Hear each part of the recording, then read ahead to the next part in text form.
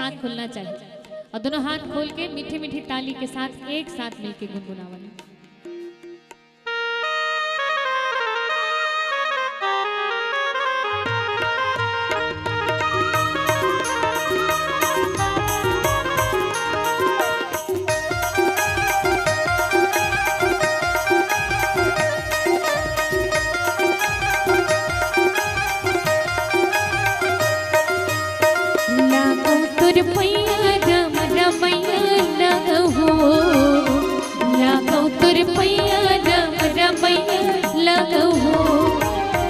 लागो तुर पैया राम रमैया लगो, लागो तुर पैया राम रमैया लगो, हो पैया लगो हो पैया लगो हो लागो तुर पैया राम रमैया लगो, लागो तुर पैया राम रमैया लगो, लागो तुर पैया राम रमैया लगो, लागो तुर पैया राम रमैया लगो।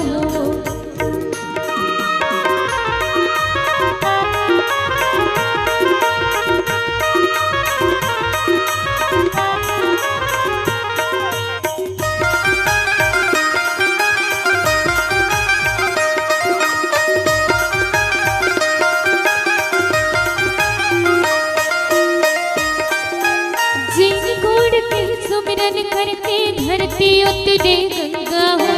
तीन गोड़ की सुमिरन करके हनुमत जावे लंका हो, तीन गोड़ की सुमिरन करके धरती उतरे गंगा हो, तीन गोड़ की सुमिरन करके हनुमत जावे लंका हो,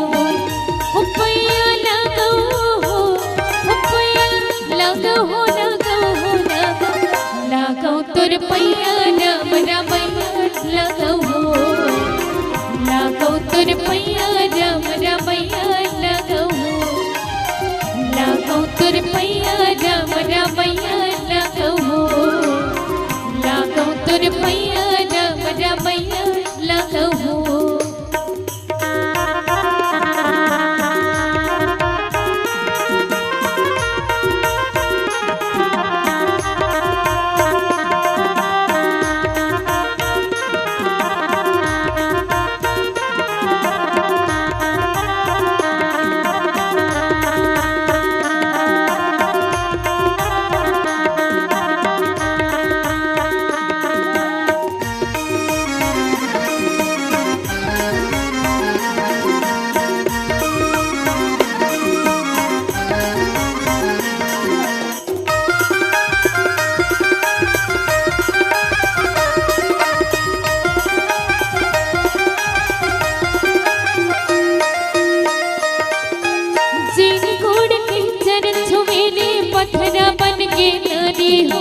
तीन गोड़ की सुमिरन करके करके सबनी गाए हो,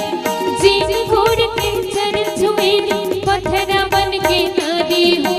तीन गोड़ की सुमिरन करके करके सबनी गाए हो,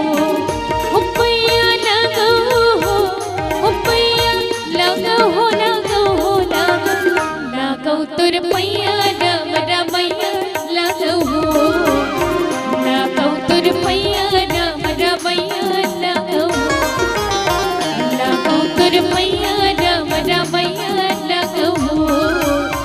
लागो तुर पैया राम रमैया लगो, लागो तुर पैया राम रमैया लगो, लागो तुर पैया राम रमैया लगो, लागो तुर पैया राम रमैया लगो, लागो तुर पैया राम रमैया लगो, लागो तुर पैया राम रमैया लगो, लागो तुर पैया